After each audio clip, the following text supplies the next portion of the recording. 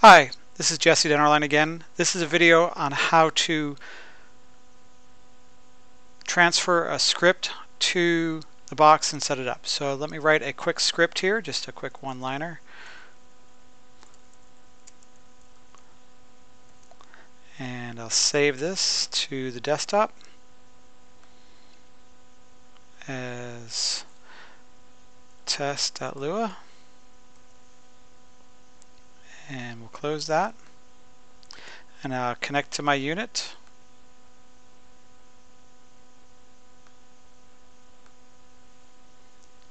You may have to enter a password at this point. I've got mine shut off at this point. And I type script get ztest.lua.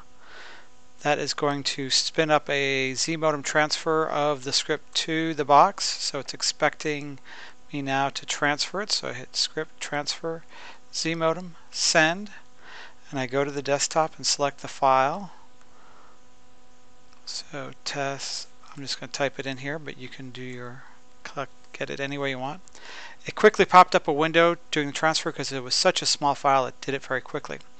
Now I have to tell the box about this file. It's transferred over, so I'd go into setup and scripting settings, option J, and now I'm going to select option E here, list scripts. And I'm going to pick one of these blank spaces down here. So I'm going to take F, and I have to enable it on, and I have to give it a name. So I'm just going to call this test, and then I have to select what file it's going to be. That's option C. So you can see test.lua down here. You won't have all these on yours, but these will, you can still see it. And then I can select if I want it to run always, run at startup, run at scheduled time, on a repeat interval, any arguments, and so on. First thing I do after I load it though is I don't run it. I do that way. I do a test with it, script test, and then the name of the file that I gave it. So in this case it ends up being script test, which you can see there. I hit that and I do run to see if it worked correctly, and in my case it did. It said hello world to me, which is exactly the output I expected.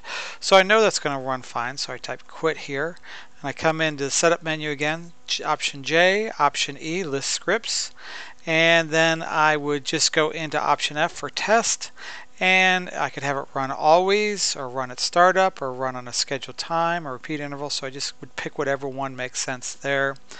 Because the script doesn't really make sense to run on any interval, I'm not going to put anything here, but I could put in a scheduled time or something like that.